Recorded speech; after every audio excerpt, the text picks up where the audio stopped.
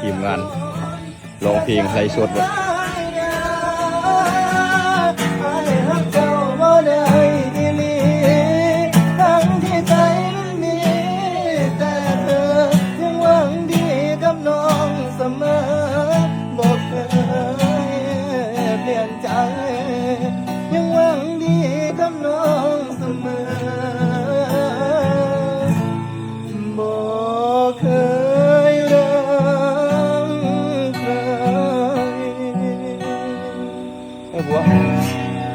ลูกชายกูมาแล้วบ่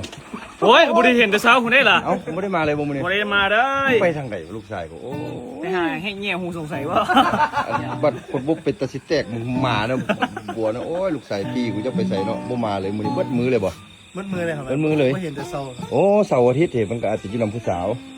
เนาะมันอยู่ผู้สาวมื้อผู้สาวไปโรงเรียนก็สิมาอยู่แล้วมั้งโอ้